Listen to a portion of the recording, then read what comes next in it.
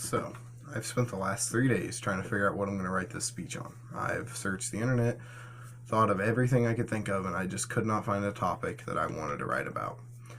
And I just kept 3 days straight. Every day I would wake up and I'm like, what am I going to write this speech about?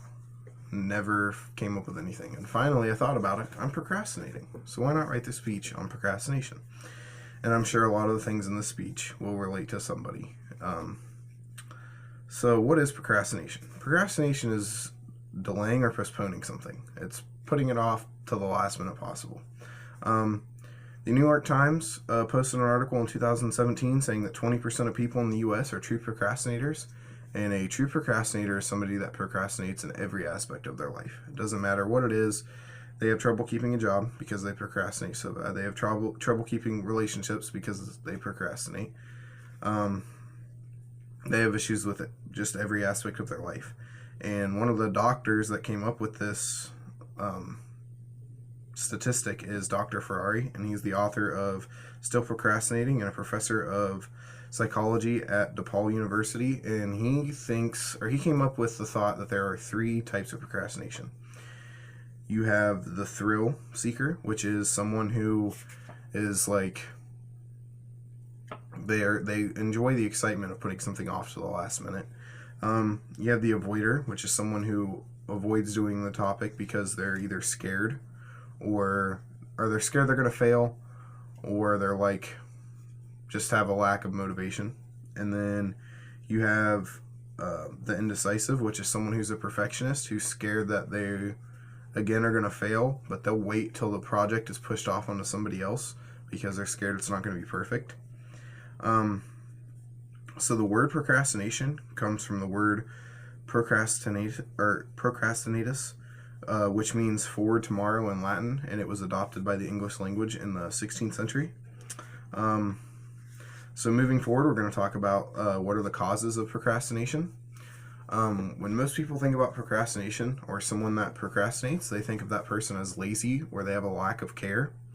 And that's not necessarily the case. According to Oxford Learning, it's from lack of motivation, or self-confidence issues, the fear of failure, poor organizational skills, and low energy levels. So now we're going to talk about what to do if you procrastinate. Some tips are: take your bigger task and break it down into smaller tasks that are easier to manage. Make the task meaningful to you. If it's something that has meaning to you, you will get it done just because it will make your life better. Work on your self-confidence. That is something that is difficult for most people to do, but there's lots of YouTube videos, lots of different ways to work on your self-confidence, and that's something that will help you keep from procrastinating.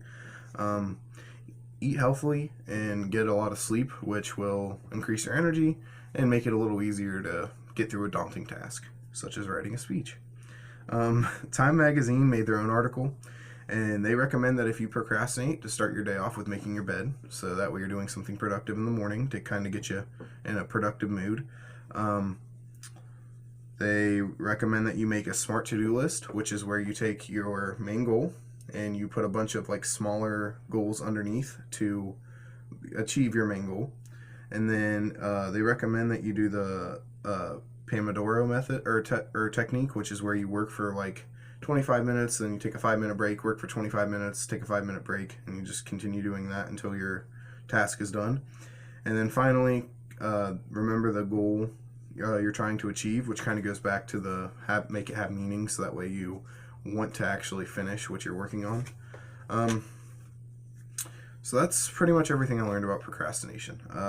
We learned, what it is, what causes it, and what to do if you have it. So hopefully somebody in this speech got some use out of it. There were a few facts, like I didn't realize that only 20% of people in the US would procrastinate, which is kind of interesting. That's about all.